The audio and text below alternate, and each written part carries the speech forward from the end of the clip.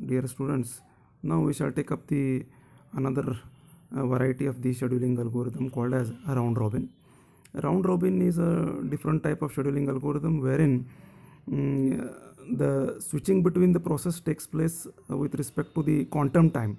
Quantum time is amount of time slot. It is a time slot that is assigned to the each process for the execution purpose. So keep in your mind that quantum time is nothing but it is an amount of time that is used to switch between the processes. That amount is spent with respect to the each process. Now we have 5 different processes: P1, P2, P3, P4, P5, having different burst time like 10, 2, 4, 5 and 1. Now with respect to each different burst times, we have taken the quantum time as 1. In examination, quantum time value will be given for the consideration purpose. Now when the quantum time is equals to 1 is given, process P1 as usual it is having its first arrived, so P1 is considered for the execution. P1 is executed 0 to 1 because quantum time is only 1, so it is executed for 1 second. Now then again P2 will start executing for 1 second from 1 to 2.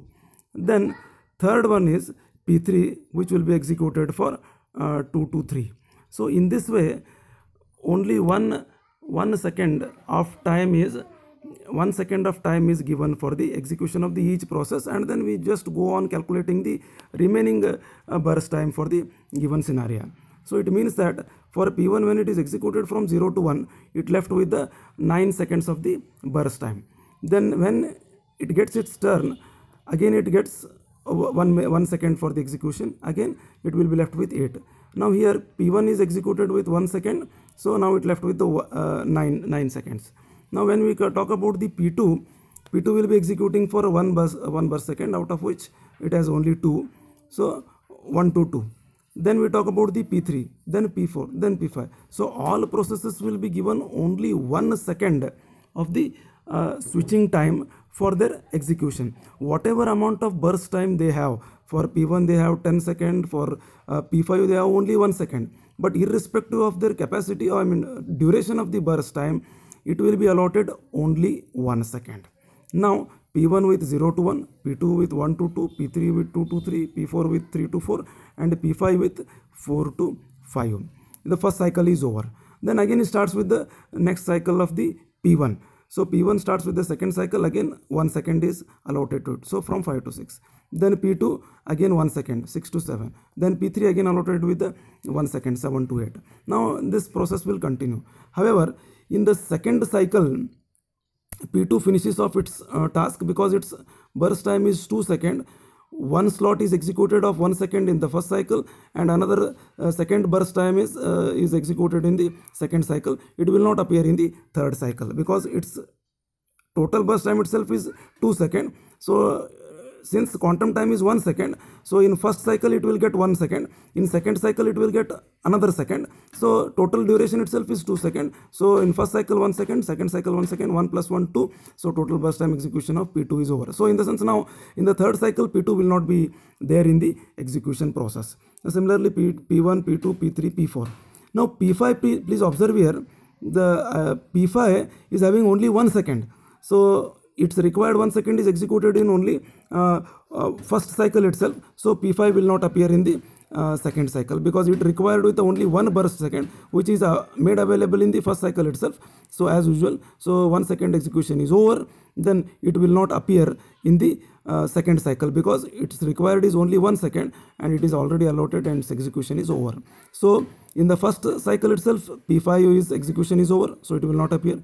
In the second cycle, P2 execution will be finished off. So for the third cycle, we left with only P1, P3 and P4. So again here P1, P3, P4, P1, P3, P4, and then P1, P4 finally its execution is over. Then P5 will in the last slot only P1 is having the remaining 5 seconds of the burst time, so that will be from 17 to 22 it will be executed.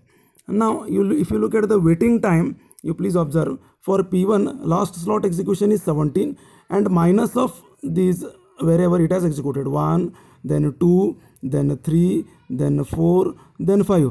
So 17 minus 5, because last slot execution is 17. But however, prior that it has executed 5 times, 1, 2, 3, 4 and 5. So 17 minus 5 is 12 is its waiting time. If you look at the P2 waiting time, P2 has executed 1 time here, and the last slot execution was from 6. So 6 minus 1 is 5. For P3, look at the P3 is 1 time executed, 2 time executed, 3 time executed, 4th time it has completed its task. So 14 minus 1, 2, 3.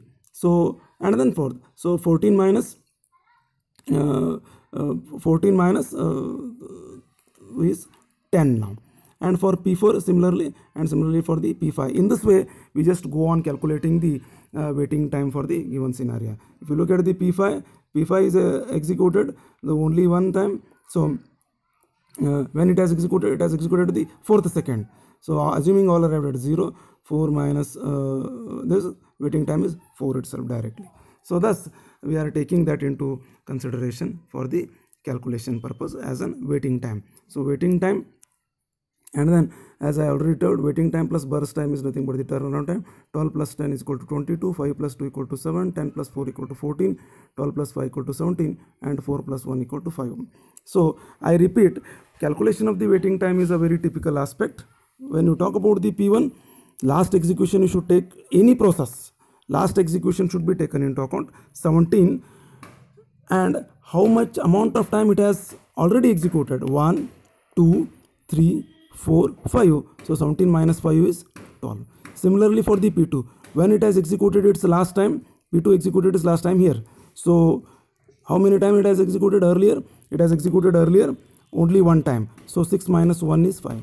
For P3, where is its last execution? Here it is the last execution. How many times earlier it has executed? 1, 2, 3. So 13 minus 3 is 10.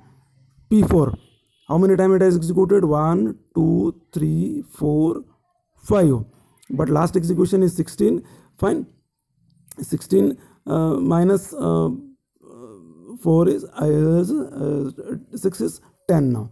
So similarly for P4 and similarly for the P5. Fine. Thank you. And then we will be calculating turnaround time and then average waiting time as per the previous example scenario only.